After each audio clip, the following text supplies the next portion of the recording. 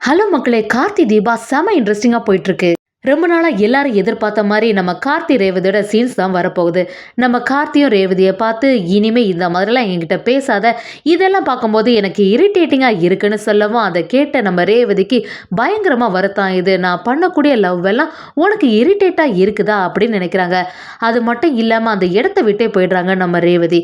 அதே சமயத்துல மாயாவோட கேஸும் கோர்ட்டுக்கு வருது. கரெக்டாட்டு மாயா அந்த இடத்துலருந்து எஸ்கேப் ஆயிடுறாங்க. அந்த அதிகாரிகளும் நம்ம கார்த்திகிட்ட மாயா எஸ்கேப் ஆயிட்டாங்க. அதனால நல்லபடியா பார்த்துக்கோங்க ரேவதின்னு சொல்லவும், நம்ம கார்த்திக்குக்கு என்ன பண்றதுன்னே புரியல. ரேவதிய வேற வீட்ல காணல. ஃபோனும் ட்ரை பண்ணி பார்க்குறாங்க. அது அப்படியே ஸ்விட்ச் ஆஃப்ன்னு இருக்குது. நம்ம கார்த்தி அப்படியே பதட்டம் ஆயிடுறாங்க. இது வரைக்கும் நம்ம ரேவதி கார்த்திய சுத்தி சுத்தி வந்தாங்க. அப்பல்லாம் கார்த்திக்கு ரேவதியோட அருமை புரியவே இல்ல. இப்ப ரேவதி பக்கத்துல இல்ல. அதே சமயத்துல அவளுக்கு ஒரு ஆபத்துன்னு தெரிய வரும்போது தான் நம்ம கார்த்தி அப்படியே பதட்டம் ஆயிடுறாங்க. கார்த்தியும் ரேவதி அவங்க கிட்ட என்னெல்லாம் சேட்டைகள் பண்ணாங்களோ அதெல்லாம் ஞாபகத்துக்கு வருது. ரேவதிக்கு மேல எந்த தப்புமே இல்லையே, இப்ப என்ன பண்றதுன்னு சொல்லிட்டு ரேவதிக்காக அழுத அப்படியே அவங்கள தேட ஆரம்பிக்கிறாங்க. எப்படியாவது ரேவதிய மாயா கிட்ட இருந்து காப்பாத்திடலாம்னு நினைக்கிறாங்க.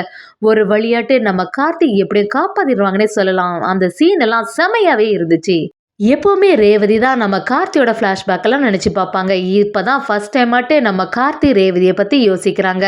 இதெல்லாம் பார்க்கும்போது தீபாவோட நம்ம கார்த்தி இருந்த நாட்கள் எல்லாம் ஞாபகத்துக்கு வருது. அந்த சீன் எல்லாம் செமையா இருந்துச்சு. வீடியோக்குள்ள போறதுக்கு முன்னாடி நம்ம சேனலுக்கு யாரெல்லாம் சப்ஸ்கிரைப் பண்ணலையோ அவங்க சப்ஸ்கிரைப் பண்ணிருங்க. அப்படியே பக்கத்துல இருக்க பெல் ஐக்கானையும் கிளிக் பண்ணிருங்க. அப்பதான் நான் போடுற வீடியோ எல்லாம் உங்களுக்கு நோட்டிபிகேஷனா வரும். ஃபர்ஸ்ட் நம்ம ரேவதியும் எப்பவுமே நான் தானே உன்கிட்ட லவ் சொல்லுவேன், இப்ப என் மேல உனக்கு லவ் வந்துட்டா அப்படின்னு சொல்றாங்க. அதெல்லாம் கேட்டுட்டு இருந்த நம்ம கார்த்தியும் பயங்கரமா டென்ஷன் ஆறாங்க. எத்தனை வாட்டி தான் உன்கிட்ட சொன்னாலும் உனக்கு கொஞ்சம் கூட புரியாதா? எவ்வளவு வாட்டி தான் நான் இதையே பேசிட்டு இருப்பேன், இதை கேட்டு கேட்டு எனக்கு இரிட்டேட் ஆகுதுன்னு சொல்லிடுறாங்க. இதை கேட்ட ரேவதியும், நான் பண்ணக்கூடிய லவ் உனக்கு இரிட்டேட்டா தெரியுதா? உன் மேல எவ்வளோ அன்பு வச்சிருக்கேன்னு உனக்கு கொஞ்சமாவது புரியுதா? ஏன் ராஜா நீ இந்த மாதிரிலாம் பண்ற அப்படின்னு சொல்லிட்டு பயங்கரமா ஃபீல் பண்ண ஆரம்பிக்கிறாங்க ரேவதியும். ரேவதியும் எப்பவுமே நம்ம கார்த்திக்கு பின்னாடியே சுத்துறாங்க. ஆனா கார்த்தியும் ரேவதியை கண்டுக்க மாதிரி இல்லை. இந்த வார்த்தையை கேட்ட உடனே ரேவதிக்கு இன்னும் கொஞ்சம் தாங்கவே முடியல. ஏன் இந்த கார்த்தி இப்படிதான் பண்றாங்க? இனிமே இவங்க பக்கத்திலே இருக்கக்கூடாதுன்னு சொல்லிட்டு நம்ம ரேவதி முடிவு எடுக்கிறாங்க. கார்த்தி அந்த இடத்த விட்டே போயிடுறாங்க. அடுத்த நாள் பார்த்தீங்கன்னா மாயாவோட கேஸும் கோர்ட்டுக்கு வர போகுது. அந்த அதிகாரிகளும் மாயாவோட கேஸ் கோர்ட்டுக்கு வருது. அதனால அவளை கோர்ட்டுக்கு கூட்டிட்டு போகணும்னு சொல்லிட்டு ஜீப்ல ஏத்துறாங்க. கரெக்டாட்டு கொஞ்ச நேரத்துல சரி இந்த கடையில போய் டீ குடிக்கலான்னு எல்லாரும் இறங்கும் போது மாயா யோசிக்கிறாங்க. நம்ம மட்டும் இவங்கள்ட்ட இப்ப மாட்டிட்டேன்னா கொஞ்சம் வருஷத்துக்கு வெளியில வர முடியாது. நான் மட்டும் மகேஷை பிரிஞ்சு இப்படி இருக்கணும்.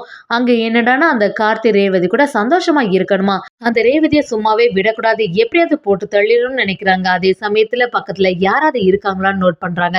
யாரும் இல்லாத உடனே மாயா அந்த இடத்துல இருந்து அப்படியே எஸ்கேப் ஆயிடுறாங்க. டீ குடிச்சிட்டு வந்தவங்களும் என்னடா இங்க ஒரு பொண்ணு இருந்தாலே காணலையே அப்படின்னு பாக்குறாங்க. சுத்தி புத்தி மாயாவை தேடி எங்கேயும் கிடைக்கல. அதுக்குள்ள மாயா எஸ்கேப் ஆயிடுறாங்க. இதெல்லாம் பார்த்துட்டு இருந்த அந்த அதிகாரிகளும் இந்த விஷயத்தை எப்படியாவது கார்த்திகிட்ட சொல்லிடணும்.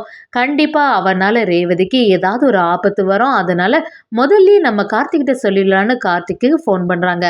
அப்படியே கார்த்தி அதை தெரிஞ்சுக்கிட்ட உடனே, என்ன சொல்றீங்க சார், அது எப்படி மாயா எஸ்கேப் ஆவா அப்படின்னு கேட்கவும் இந்த விஷயத்தெல்லாம் சொல்லிடுறாங்க. நம்ம கார்த்தியும் மாயா வேற தப்பிச்சிட்டா, கண்டிப்பா ரேவதிக்கு ஏதாவது ஆபத்து வந்துடுமோ அப்படின்னு நினைக்கிறாங்க.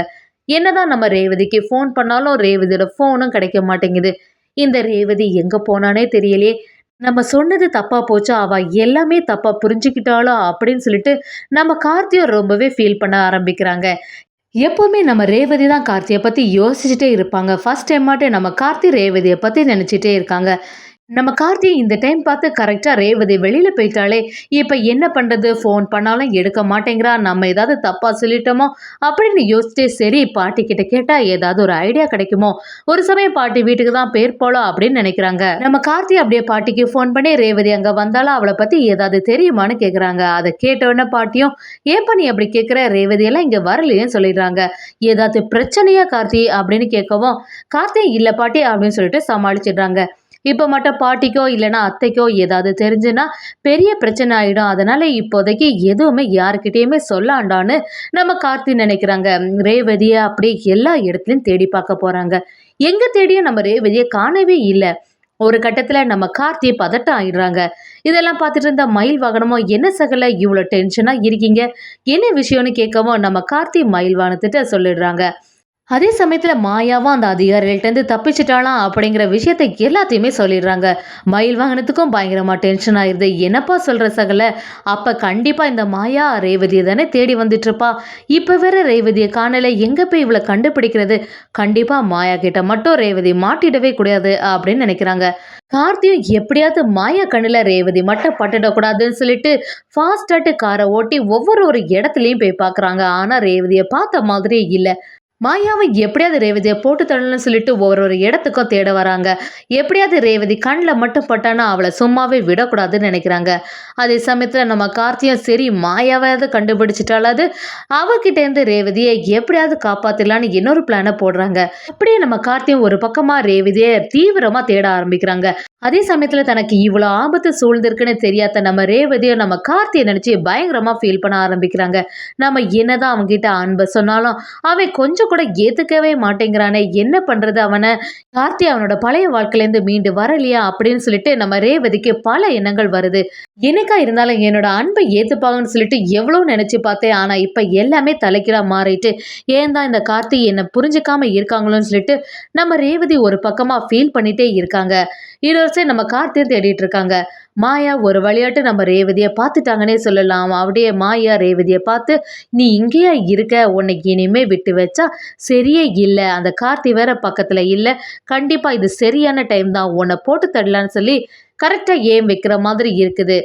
நம்ம கார்த்தி ஒரு பக்கமா ரேவதியை தேடிட்டே வராங்க. எப்படி இருந்தாலும் அந்த மாயா கிட்ட இருந்து நம்ம ரேவதியை காப்பாத்திடுவாங்கன்னே சொல்லலாம். இன்னொரு சைடு பாத்தீங்கன்னா சாமுண்டேஸ்வரி அந்த டிடெக்டிவ்கிட்ட ராஜா மாப்பிள்ளை பற்றின எல்லா டீட்டெயில்ஸும் தெரிஞ்சுக்கணும்னு சொல்லிட்டு போயிருந்தாங்க. அதே சமயத்தில் அந்த டிடெக்டிவும் எப்படியாவது அவங்கள பற்றின எல்லா உண்மையும் கலெக்ட் பண்ணணும்னு சொல்லிட்டு அதுக்கான வேலைகளை பார்க்குறாங்க. ஒரு வழி அந்த டிடெக்டிவும் அதை கண்டுபிடிக்கிறாங்கன்னே சொல்லலாம். இன்னொரு சைடு பார்த்தீங்கன்னா ராஜராஜனும் மயில் வாகனமும் பயங்கர டென்ஷன்ல இருக்காங்க. ரேவதி எங்க போனானே தெரியல. ராஜராஜனும் மயில் வாகனத்திட்ட வந்து ரேவதி எங்க போயிருக்கா என்னையாதுன்னு ஏதாவது ஒரு விஷயம் தெரிஞ்சுதா அப்படின்னு விசாரிக்கிறாங்க. மயில் வாகனமும் என்னன்னு எனக்கு சரியா தெரியல, எப்படி இருந்தாலும் சகல அவங்கள காப்பாத்திடுவாங்க அப்படின்னு சொல்லி நம்பிக்கை கொடுக்குறாங்க. இப்படி நம்ம ராஜராஜன் எல்லாம் டென்ஷனா இருக்கிறத பார்த்துக்கிட்ட சந்திராவும் இந்த வீட்டுல ஏதோ ஒண்ணு நடக்குது, ஆனா நமக்கு தான் எதுவுமே புரிய மாட்டேங்குது, எப்படி இருந்தாலும் இந்த கார்த்தி வேற டென்ஷனா அங்க இங்க போயிட்டு இருக்கான், இங்க ரேவதி வேற காணல, ஒரு சமயம் ரேவதியை யாராவது கடத்திருப்பாங்களோ, என்னாச்சோன்னு சொல்லிட்டு சந்திரா யோசிக்கிறாங்க. எதுக்கும் தன்னோட ஹஸ்பண்ட் சிவனாண்டிட்ட சொல்லலான்னு சிவனாண்டி கிட்ட எல்லா விஷயத்த சொல்ல ஆரம்பிக்கிறாங்க.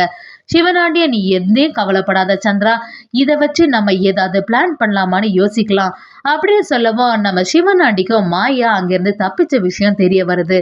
அப்ப மாயா வேற தப்பிச்சிட்டா, ரேவதி வேற வீட்டுல இல்ல, கண்டிப்பா ரேவதிக்கு ஏதாவது ஆபத்து வருமா அப்படின்னு சொல்லிட்டு சிவனாண்டி நினைச்சு சந்தோஷப்படுறாங்க. முத்துவேலு சிவனாண்டிய சேர்ந்த மாதிரி சாமுண்டேஸ்வரி கிட்ட இருந்து வீட்டை தான் வாங்க முடியல, மாயா மூலமா நமக்கு ஒரு நல்லது நடந்தா சரிங்கிற மாதிரி பேசிட்டு இருக்காங்க.